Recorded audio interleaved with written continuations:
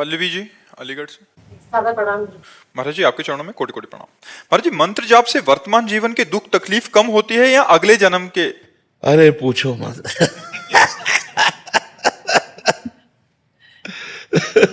इसलिए कह रहे हैं कि अगर कहेंगे तो विश्वास नहीं होगा, तो इसलिए हम कहा पूछो मत। अगर हम कहते हैं कि दुख मिट जाता है तो आप उंगली हमारे ऊपर उठा दोगे। तो अगर कहोगे मंत्र जपने से क्या दुख मिट जाते हो, अगर हम कहते हैं हाँ, तो आप कहोगे आप ही भोग रहे हो, अभी तक क्या मंत्र नहीं जप पाए क्या? बात यह है कि पूर्व जो प्रारब्ध निश्चित हो गया है उसे भोगना पड़ेगा।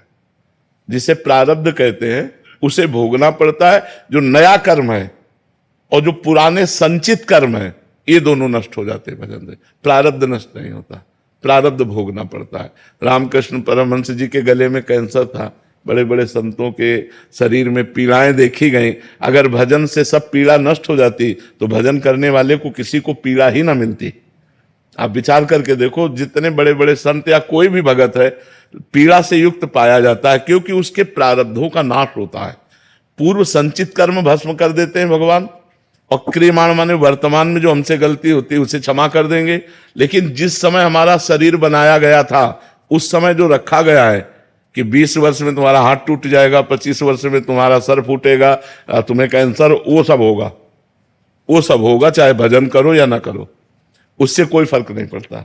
तो ये बात हिम्मत करके, हाँ ये जरूर है कि भगवान थोड़ा सहने की सामर्थ्य दे देते हैं, सहने की सामर्थ्य देते हैं कि उसी को हम रो के काटें या उसी को हंस के काटें। तो जब हम भजन में चित्त जोड़ते हैं तो थोड़ा आनंद में जीवन होता है, लेकिन भोगना पड़ता है। अवश्य में वो भोक्तव्यम कृतम कर्म शुभाशुभम, भोगना पड़ता है। इसीलिए सबको भोगना पड़ता है। इसीलिए कहा जाता है डरो पाप कर्म मत करो, क्योंकि कर्म बन गया तो भोगना पड़ेगा। अभी मनुष्य जन्म है तो नाम जप करके, भगवान का आराधन करके, तीर्थयाटन करके, दूसरों की सेवा करके आप मिटा सकते हो। और मनुष्य जन्म छूट गया, फिर नहीं मिटा पाओगे, फिर तो भोगना ही भोगना है। इसलिए खूब नाम जप करो और जो कष्ट आवे उसे भोग लो, भगवान का प्रसाद मान करके निकल चलो। बहुत भयावह संसार है, बहुत कष्टमय संसार है। पता नहीं लोग कैसे जीते हैं।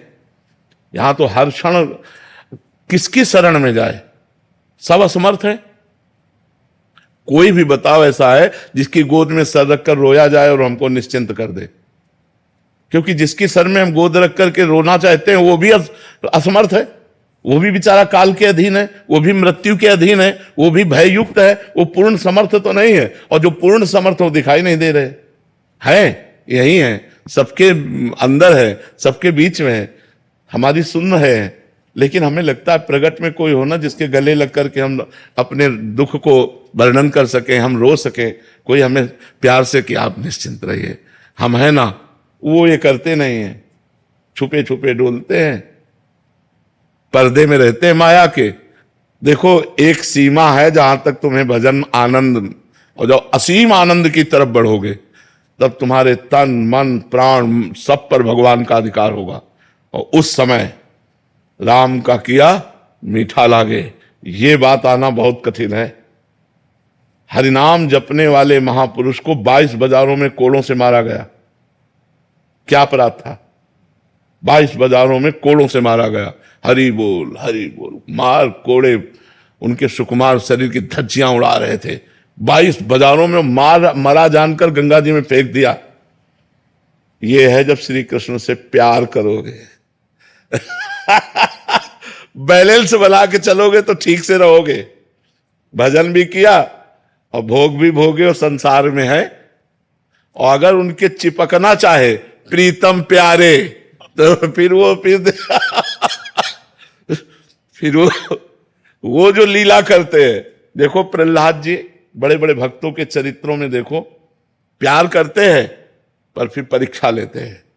तुम्हें तन से प्यार है या मेरे से प्यार है? प्राणों से प्यार है या मेरे से प्यार है? परिवार से प्यार है या मेरे से प्यार है? यश कीर्ति से प्यार है या मेरे से प्यार? ये उनकी परीक्षा में वही पास करवा दे तो करवा दे, नहीं तो पास होना बहुत कठिन है। तो हमें लगता है कि भगवान की शरण में होकर भगवान का नाम जप करते हुए आए हुए दुख सुख को भोग लें और भगवान से प्रार्थना करें कि मुझे इतनी क्षमता दो कि मैं आपके विधान को जान करके हम इस दुख सुख को सुख में फूले नहीं और दुख में भूले नहीं, आपको निरंतर याद करें। बकाया है बहुत कठिन मार्ग, कोई सरल मार्ग नहीं भक्ति, बहुत कठिन मार्ग है। मतलब आप कदम कदम पर कांटे बिछाओ और इसके बाद आपकी हम जय बोलें, ऐसा मार्ग है।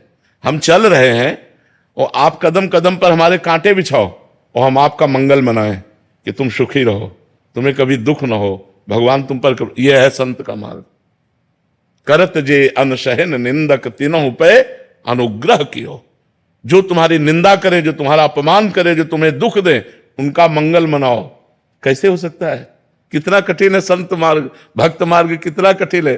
कह रहे कि अगर तुम्हें कोई गाली दे रहा है, अगर तुम्हारा कोई अपमान कर रहा है, तो तुम उसका मंगल मनाओ, स्वस्थ रहो, तुम्हारे ऊपर भगवान की कृपा रहे, तुम्हें कभी कोई दुख ना मिले। किसको?